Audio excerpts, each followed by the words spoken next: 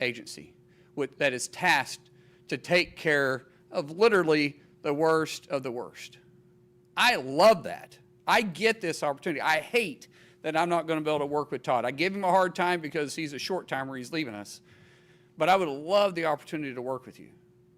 And I look forward to working with everybody here too. I wake up every single morning and I say, love the people, love the call. I pray for your families. I pray for you. And the biggest thing that I want to change is to bring pride back in your step every day. When you get up and you put on that badge, or you get up and you come to work in these offices, that you feel like you're making a difference because you are. You are. I promise you, you're making a difference. Every day you get up and you take somebody off the streets that shouldn't be there, you're making a difference. Every day I get up, I'm still smiling. But I'm also choosing the attitude I have when I start. I get what the media says. I could give a rip about that. I get what they say about on social media. I don't read it. I just assume everybody loves me. My wife goes, oh, bless your heart. But I don't care, because what I get to do, because I chose to do it, and what you get to do because you chose to do it, is make a difference. And we get to decide how we're going to address that every day, how we're going to face that pressure that's coming in.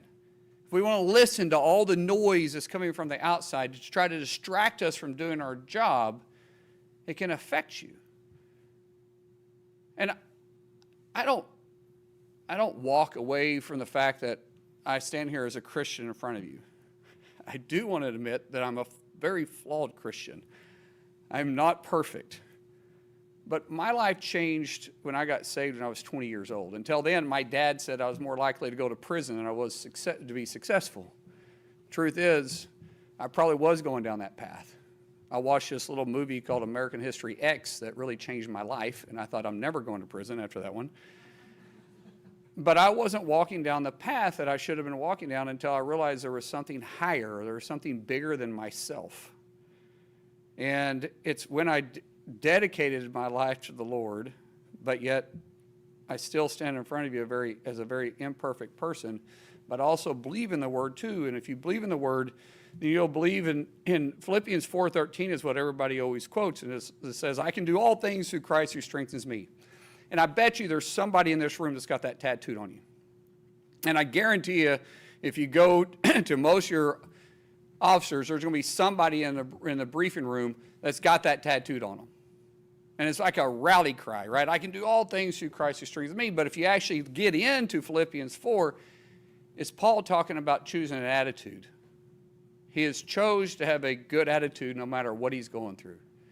He's chose to decide, even if I'm locked up, because I know what it's like to be locked up and be beaten, I can still choose to know that I'm on the right path where the Lord wants me to go. He says, I know what it's like to be free. I know what it's like to be hungry. I know what it's like to want. I know what it's like to be thirsty. And I know what it's like to have plenty to drink. So that I've dealt with every situation, and I've come to the conclusion that I can do all things through Christ who strengthens me. And if any agency needs to hear that, it's ICE. No matter what the media wants to say, I know you're doing your job every day. And I want you to know I am proud to be part of it. I take it with tremendous pride, and I'm willing to stand beside you and stand in front of you and defend you every single day. And I mean this sincerely when I say this. I love you guys. I love your families. And I'm still going to get up every single morning and I'm going to pray for you. And how I keep my attitude straight is I say this over and over again. I remind myself, love the people, love the call. You have to love your call or you wouldn't be here. And you do have a love for the people because you're getting the worst of the worst off the streets and you're protecting those that just want to go out and walk their streets and be safe.